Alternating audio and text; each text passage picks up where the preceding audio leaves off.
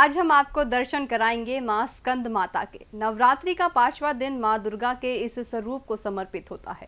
भक्तजन मां स्कंद माता की पूजा अर्चना कर ज्ञान, शक्ति और साहस की कामना करते हैं। आइए जानते हैं मां स्कंद माता के स्वरूप के बारे में और उनसे जुड़ी कथा के बारे में। माँ स्कंद माता को देवी दुर्गा का 5वां स्वरूप माना जाता है। इन्हें एक माँ के रूप में दर्शाया गया है जो अपने पुत्र स्कंद यानी कार्तिकेय को गोद में लिए हुए कमल पर विराजमान रहती है। माँ की सवारी सिंह है और उनके हाथों में कमल पुष्प सुशोभित रहते हैं। अब बात करते हैं मां स्कंद माता के महत्व और उनकी पूजा से मिलने वाले आशीर्वाद की। माँ स्कंद माता मातृत्व और करुणा का प्रतीक है।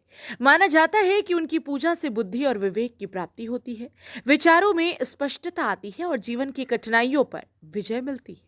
माँ अपने भक्तों को साहस और शांति का आशीर्वाद देती है। नवरात्रि में मां के इस दिन की पूजा विधि और भोग का भी विशेष महत्व होता है। 5वें दिन भक्तजन सुबह स्नान कर पीले या सफेद वस्त्र धारण करते हैं। माँ को फूल, धूप, दीप, रोली और कुमकुम अर्पित किया जाता है।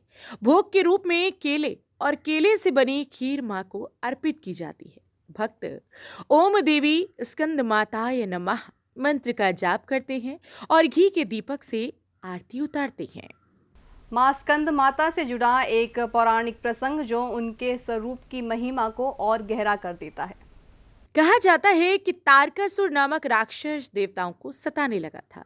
ब्रह्म के वरदान के कारण उसकी मृत्यु केवल भगवान शिव के पुत्र के हाथों ही संभव थी। इसी कारण मां पार्वती ने स्कंद माता का रूप लिया और अपने पुत्र कार्तिकेय को युद्ध के लिए तैयार किया। कार्तिकेय ने तारकासुर का वध कर देवताओं को मुक्ति दिलाई।